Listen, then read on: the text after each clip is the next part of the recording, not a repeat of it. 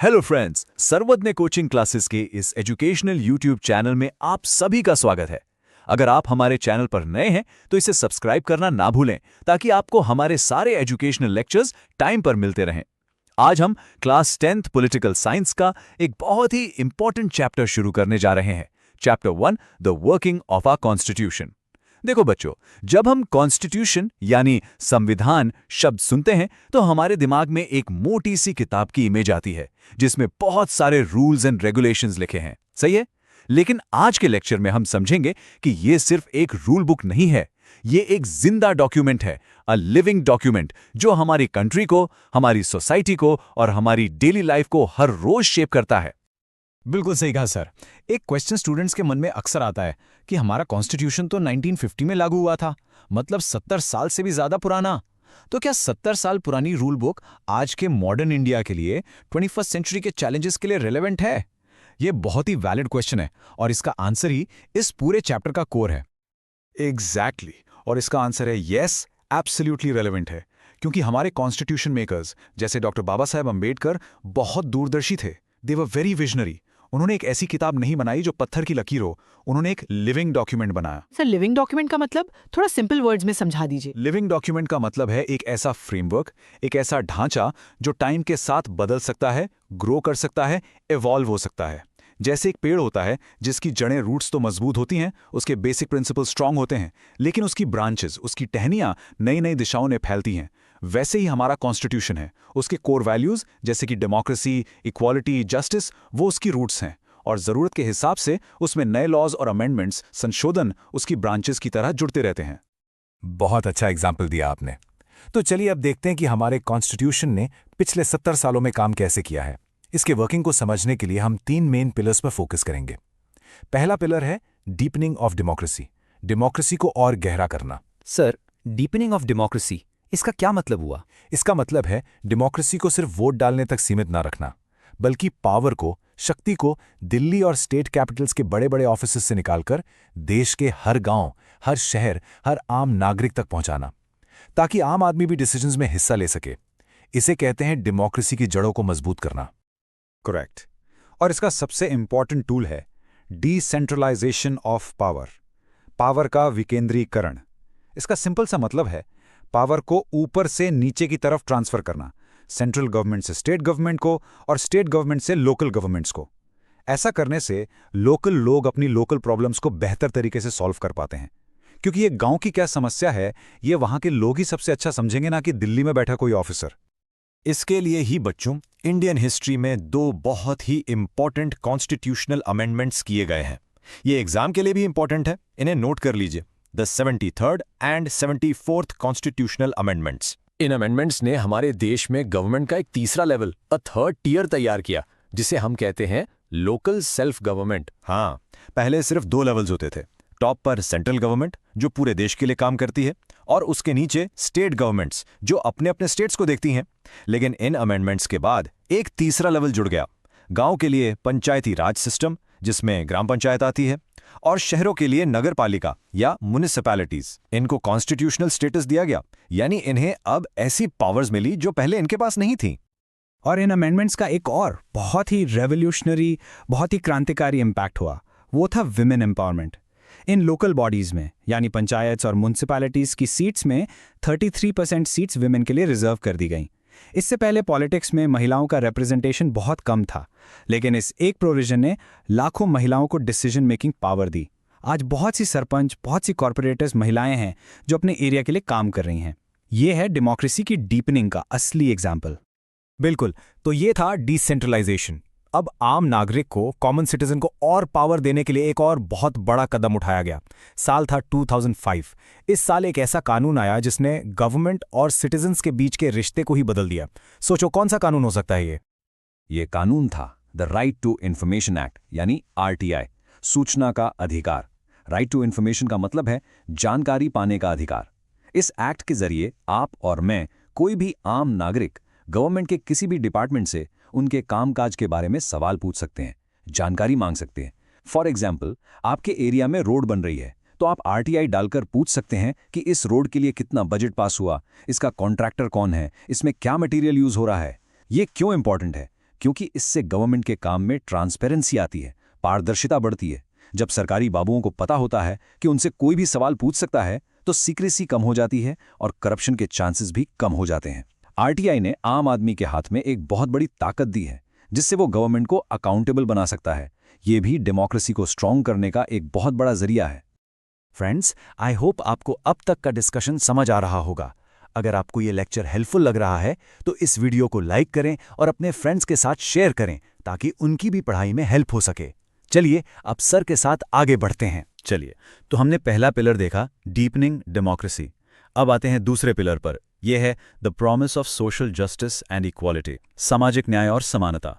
हमारा कॉन्स्टिट्यूशन सिर्फ political freedom की बात नहीं करता बल्कि सोशल फ्रीडम और इक्वालिटी की भी बात करता है। सर, सोशल जस्टिस का मतलब क्या है? सोशल जस्टिस का मतलब है एक ऐसा समाज बनाना जहां किसी के भी साथ उसके जन्म, उसकी जाति, कास्ट, उसके धर्म, रिलीजन या जेंडर के आधार पर कोई भेदभाव ना हो और सभी को आगे बढ़ने का, प्रोग्रेस करने का, इक्वल अपॉर्चुनिटी यानी बराबर का मौका मिले। हमारे कॉन्स्टिट्यूशन मेकर्स जानते थे कि इंडिया में सदियों से सोशल इनइक्वालिटी रही है। कुछ कम्युनिटीज को, कुछ वर्गों को बहुत पीछे रखा गया, उन्हें एजुकेशन और प्रोग्रेस के मौके नहीं दिए गए। इस हिस्टोरिकल इनजस्टिस को, इस ऐतिहासिक अन्याय को ठीक करने के लिए कॉन्स्टिट्यूशन में कुछ स्पेशल प्रोविजंस डाले गए। जी, इन्हीं प्रोविजंस में से एक है द पॉलिसी ऑफ रिजर्वेशन, आरक्षण की नीति। इस पॉलिसी के तहत scheduled castes, SC, scheduled tribes, ST और अदर बैकवर्ड क्लासेस, ओबीसीज के लिए सरकारी नौकरियों में, गवर्नमेंट जॉब्स और एजुकेशनल इंस्टीट्यूशंस में जैसे कॉलेजेस और यूनिवर्सिटीज कुछ सीट्स रिजर्व की जाती हैं। इसका मकसद ये है कि जो कम्युनिटीज सदियों से डेवलपमेंट की दौड़ में पीछे रह गई हैं, उन्हें एक सपोर्ट देकर बाकी समाज के बराबर लाया जा सके ताकि उनका भी एडमिनिस्ट्रेशन और सोसाइटी में एडिक्वेट रिप्रेजेंटेशन हो। ये सोशल जस्टिस अचीव करने का एक बहुत इंपॉर्टेंट टूल है। एग्जैक्टली। और सोशल जस्टिस का दायरा सिर्फ कास्ट तक सीमित नहीं है, इसमें विमेंस राइट्स भी आते हैं। आज़ादी के बाद से हमारे पार्लियामेंट ने कॉन्स्टिट्यूशन की स्पिरिट को फॉलो करते हुए महिलाओं को उनके अधिकार दिलाने के लिए और उनके ऊपर होने वाले अत्याचार को रोकने के लिए समय समय पर बहुत से कानून बनाए हैं। बिल्कुल। फॉर एग्जाम्पल, पहले दहेज प्रथा यानी डाउरी एक बहुत बड़ी समस्या थी। इसे रोकने के लिए 1961 में डाउरी प्रोहिबिशन एक्ट बनाया गया। उसके बाद घरेलू हिंसा यानी डोमेस्टिक वायलेंस एक बहुत बड़ा इशू था, जिसे एड्रेस करने के लिए 2005 में protection of women from domestic violence act आया। और आगे चलकर वर्क प्लेस पर यानी काम करने की जगह पर महिलाओं के साथ होने वाले सेक्सुअल हरासमेंट को रोकने के लिए 2013 में एक और कानून बनाया गया। तो आप देख सकते हैं कि जैसे जैसे सोसाइटी की ज़रूरतें बदली, नए चैलेंजेस सामने आए, वैसे वैसे नए कानून बनाकर सोशल जस्टिस को एंश्योर करने की कोशिश की गई। बहुत अच्छा पॉइंट। तो हमने दो पिलर्स कवर कर लिए, डीपनिंग डेमोक्रेसी और सोशल जस्टिस। लेकिन एक सवाल उठता है, ये कॉन्स्टिट्यूशन, ये लॉज, ये राइट्स, इनकी रक्षा कौन करेगा? Who is the guardian? कौन इंश्योर करेगा कि गवर्नमेंट इन रूल्स को फॉलो करे? यहां पर आता है हमारा तीसरा और सबसे important pillar, the role of the judiciary, यानी हमारी न्यायपालिका, the supreme court and the high courts. Doctor Ambedkar ने कहा था कि the constitution is not a mere lawyer's document, it is a vehicle of life. इसका मतलब है कि कॉन्स्टिट्यूशन सिर्फ वकीलों के लिए नहीं है, यह जिंदगी की गाड़ी है। और इस गाड़ी को सही दिशा में चलाने का, इसकी स्पिरिट को जिंदा रखने का काम हमारी जुडिशरी करती है। जुडिशरी ही कॉन्स्टिट्यूशन की अल्टीमेट इंटरप्रेटर और प्रोटेक्टर है। सही कहा। और इसके लिए सुप्रीम कोर्ट ने एक बहुत ही पावरफुल डॉक्ट्रीन, एक सिद्धांत डेवलप किया है। इसे कहते हैं द बेसिक स्ट्रक्चर डॉक्ट्रीन। इसको आसान भाषा में समझते हैं। हमारे कॉन्स्टिट्यूशन में पार्लियामेंट को पावर दी गई है कि वो समय के साथ कॉन्स्टिट्यूशन में अमेंडमेंट्स यानी बदलाव कर सकती है। लेकिन बेसिक स्ट्रक्चर डॉक्ट्रीन कहता है कि पार्लियामेंट बदलाव तो कर सकती है, लेकिन वो कॉन्स्टिट्यूशन के बेसिक स्ट्रक्चर यानी उसके बुनियादी ढांचे को नहीं बदल सकती। सर, ये बेसिक स्ट्रक्चर में क्या क्या चीजें आती हैं? इसमें वो कोर प्रिंसिपल्स आते हैं जो हमारे कॉन्स्टिट्यूशन की आत्मा है, उसकी सोल है। जैसे कि पहला, सुप्रीमेसी ऑफ द कॉन्स्टिट्यूशन, यानी देश में संविधान से ऊपर कुछ नहीं है। दूसरा, Republican and democratic form of government, यानी हमारा देश एक लोकतंत्र है, यहां चुनाव होंगे, लोगों का राज होगा। तीसरा, सेक्युलर कैरेक्टर, देश का कोई सरकारी धर्म नहीं होगा, सभी धर्मों को बराबर माना जाएगा। चौथा, फेडरल कैरेक्टर, यानी पावर्स सेंट्रल और स्टेट गवर्नमेंट्स के बीच बटी हुई होगी। और पांचवा, सेपरेशन ऑफ पावर्स, यानी गवर्नमेंट के 3 अंगों लेजिस्लेचर, एग्जीक्यूटिव, जुडिशरी की पावर्स अलग अलग होंगी और वो एक दूसरे के काम में दखल नहीं देंगे। जुडिशरी ने कहा है कि पार्लियामेंट इन चीजों को नहीं छीन सकती। ये एक तरह का सेफ्टी वैल्व है जो हमारी डेमोक्रेसी को प्रोटेक्ट करता है। तो बच्चों, हमने देखा कि हमारा कॉन्स्टिट्यूशन कैसे 3 पिलर्स पर काम करता है, लेकिन इन सब के बाद एक चौथा और शायद सबसे जरूरी हिस्सा बाकी है, और वो है आवर रोल एज सिटीजन्स, हम यानी we the people of India. बिल्कुल, एक क्विक रिवीजन कर लेते हैं कि कॉन्स्टिट्यूशन काम कैसे करता है। पहला, वो डेमोक्रेसी को गहरा करता है, जैसे हमने डिसेंट्रलाइजेशन और आरटीआई में देखा। दूसरा, वो सोशल जस्टिस डिलीवर करने की कोशिश करता है, जिसके लिए रिजर्वेशन जैसे पॉलिसीज हैं। और तीसरा, इस सब की रक्षा करती है हमारी जुडिशरी। एक अच्छा नागरिक होने का मतलब सिर्फ वोट डालना नहीं है। इसका मतलब है अपने राइट्स और ड्यूटीज के बारे में जागरूक रहना, आरटीआई जैसे टूल्स का इस्तेमाल करना, गवर्नमेंट की पॉलिसीज पर नजर रखना, भेदभाव के खिलाफ आवाज उठाना और कॉन्स्टिट्यूशन के वैल्यूज जैसे इक्वालिटी, सेक्युलरिज्म और जस्टिस को अपनी डेली लाइफ में प्रैक्टिस करना। बिल्कुल, गवर्नमेंट कितने भी अच्छे कानून बना ले, जुडिशरी कितने भी अच्छे फैसले दे दें, लेकिन जब तक हम आम नागरिक एक्टिव, इन्फॉर्म्ड और इंगेज्ड नहीं होंगे, तब तक कॉन्स्टिट्यूशन का असली पोटेंशियल रियलाइज नहीं हो सकता। कॉन्स्टिट्यूशन की सक्सेस आखिर में हम पर डिपेंड करती है। तो इस चैप्टर का फाइनल टेक अवे जो सार है वो यही है, the constitution shows us the path.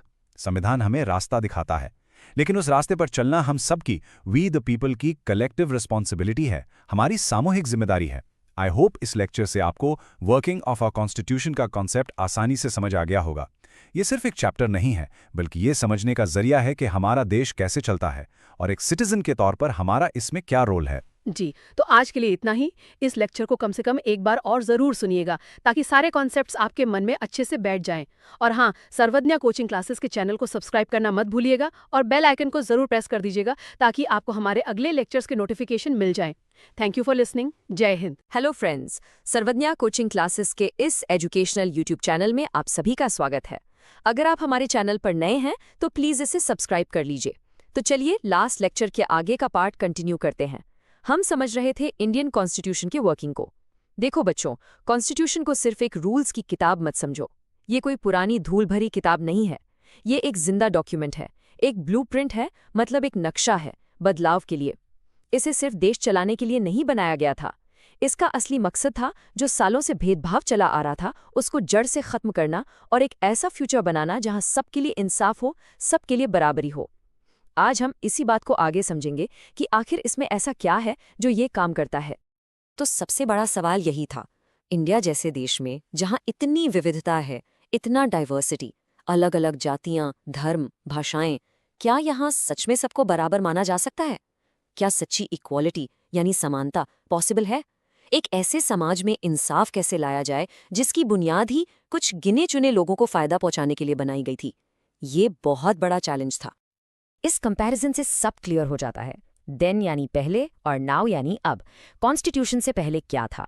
आपकी किस्मत, आपकी डेस्टिनी आपके जन्म से ही तय हो जाती थी।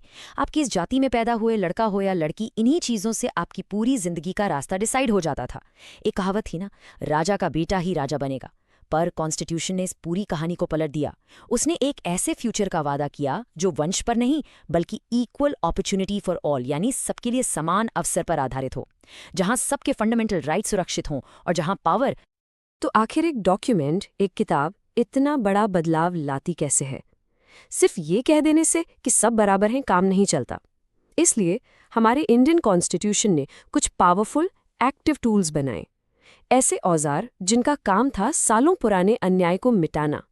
चलो एक एक करके इन्हीं टूल्स को समझते हैं। इन टूल्स में से एक सबसे इम्पोर्टेंट और हाँ सबसे ज्यादा डिबेटेड टूल है पॉलिसी ऑफ रिजर्वेशन, जिसे हम हिंदी में आरक्षण की नीति कहते हैं। इसको ठीक से समझना बहुत जरूरी है। ये किसी को अनफेयर एडवांटेज देना नहीं है, इसको एक करेक्टिव मेजर की तरह सोचो, यानी एक सुधारने वाला कदम। जिनके साथ सदियों से गलत हुआ है, जिन कम्युनिटीज को जानबूझकर एजुकेशन और जॉब्स के मौकों से दूर रखा गया, उनको एक फेयर स्टार्ट देने के लिए ये पॉलिसी बनाई गई। अब देखते हैं ये काम कैसे करता है। गवर्नमेंट जॉब्स में और एजुकेशनल इंस्टीट्यूशंस जैसे कॉलेजेस में कुछ percentage seats scheduled castes, SC scheduled tribes ST और अदर बैकवर्ड क्लासेस ओबीसी के लिए आरक्षित यानी सेट असाइड कर दी जाती हैं। इसका मकसद है रिप्रेजेंटेशन सुनिश्चित करना, मतलब देश के हर वर्ग के लोग इन जगहों पर पहुंचें जहां से उन्हें पहले दूर रखा जाता था। इसका गोल यानी लक्ष्य रेस कौन जीतेगा ये तय करना नहीं है, बल्कि ये सुनिश्चित करना है कि रेस में दौड़ने वाले सभी लोग एक ही स्टार्टिंग लाइन से शुरुआत करें। रिजर्वेशन का मतलब है उन रुकावटों को हटाना, उन बैरियर्स को हटाना जो कुछ कम्युनिटीज के सामने पहले से खड़ी कर दी गई आई थी, ताकि एक ऐसा समाज बने जहां आपकी काबिलियत और पोटेंशियल देखा जाए, आपका बैकग्राउंड नहीं। अच्छा, मौके देना एक बात है, पर सुरक्षा देना, प्रोटेक्शन देना उतना ही ज़रूरी है। इसीलिए प्रिवेंशन ऑफ एट्रॉसिटीज़ एक्ट बनाया गया। ये एक बहुत ही इम्पॉर्टेंट कानून है। ये एक शक्तिशाली ढाल की तरह काम करता है। इस कानून के तहत शेड्यूल कास्ट और ट्राइब्स के लोगों के खिलाफ किसी भी तरह का अन्याय करना या उन्हें अपमानित करना एक दंडनीय अपराध है, अ पनिशेबल ऑफेंस। ये कानून उनके आत्मसम्मान और उनकी डिग्निटी की रक्षा करता है। लेकिन एक न्यायपूर्ण समाज का सपना सिर्फ जाति तक सीमित नहीं था। कॉन्स्टिट्यूशन ने 2 और ज़रूरी ग्रुप्स को शक्तिशाली बनाने के लिए एक पूरा फ्रेमवर्क तैयार किया। विमेन यानी महिलाएं और माइनॉरिटीज़ यानी अल्पसंख्यक समुदाय, ताकि देश के निर्माण में सभी की भागीदारी हो। हिस्टोरिकली यानी इतिहास में अगर हम देखें तो सदियों से महिलाओं की दुनिया अक्सर घर की चारदीवारी तक ही सीमित थी। उनकी काबिलियत, चाहे वो गवर्नेंस में हो, साइंस में हो या बिजनेस में हो, उसको पहचान नहीं मिली थी। ये भी एक बहुत गहरी असमानता थी जिसका समाधान कॉन्स्टिट्यूशन को करना ही था। और इसका जवाब मिला कुछ लैंडमार्क लॉज यानी मील के पत्थर साबित होने वाले कानूनों से। हर कानून ने असमानता के एक पिलर पर चोट की। पहला, right to equal share in property यानी पिता की संपत्ति में बेटियों को बराबर का हक देना। ये उनकी आर्थिक आज़ादी के लिए एक क्रांतिकारी कदम था। फिर डाउरी प्रोहिबिशन एक्ट यानी दहेज प्रथा पर रोक लगाने वाला कानून। इसने सामाजिक बुराइयों पर हमला किया। फिर सेक्सुअल हरासमेंट और डोमेस्टिक वायलेंस यानी घरेलू हिंसा के खिलाफ कानून बनाए गए ताकि महिलाओं की सुरक्षा और उनका सम्मान सुनिश्चित हो सके। हर कानून एक सोचा समझा कदम था। और ये एम्पावरमेंट सिर्फ सामाजिक ही नहीं बल्कि पॉलिटिकल भी था। ये नंबर देखो, 50%। ये एक बहुत बड़ी छलांग है आगे की तरफ। महाराष्ट्र जैसे स्टेट्स में लोकल सेल्फ गवर्निंग इंस्टीट्यूशंस जैसे कि ग्राम पंचायत या नगरपालिका, इनमें 50% सीट्स महिलाओं के लिए आरक्षित हैं। इस एक नियम से महिलाएं सिर्फ वोटर नहीं बल्कि डिसीजन मेकर बनती हैं। उन्हें अपने समाज को बेहतर बनाने में एक सीधी आवाज़ मिलती है। फ्रेंड्स, अगर आपको हमारा ये एक्सप्लेनर पसंद आ रहा है तो प्लीज़ इसे लाइक और शेयर ज़रूर करें। अब बात करते हैं माइनॉरिटीज़ की। कॉन्स्टिट्यूशन इंडिया के अलग अलग धार्मिक और भाषाई अल्पसंख्यकों को भी मजबूत सुरक्षा देता है। ये सिर्फ भेदभाव से आज़ादी की गारंटी नहीं देता, इससे भी आगे ये इन कम्युनिटीज़ को अपनी यूनिक कल्चर यानी अपनी संस्कृति को बचाए रखने का और अपने एजुकेशनल इंस्टीट्यूशंस यानी शिक्षण संस्थान खोलने और चलाने का अधिकार देता है। इससे ये पक्का होता है कि इंडिया की डाइवर्सिटी, उसकी विविधता, उसकी कमजोरी नहीं बल्कि उसकी ताकत बने। अच्छा, ये सारे अधिकार और पॉलिसीज होना एक बात है, पर ये कौन देखेगा कि इनको माना जा रहा है? इस पूरे फ्रेमवर्क की रक्षा कौन करेगा? यहाँ पर आती है इस पूरी कहानी का आखिरी और शायद सबसे इम्पॉर्टेंट हिस्सा, द जुडिशरी यानी हमारी न्यायपालिका।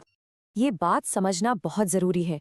कॉन्स्टिट्यूशन कोई पत्थर की लकीर नहीं है, ये एक लिविंग डॉक्यूमेंट है, एक जिंदा दस्तावेज। इसका मतलब है कि ये समय के साथ बदलता है, अडैप्ट करता है।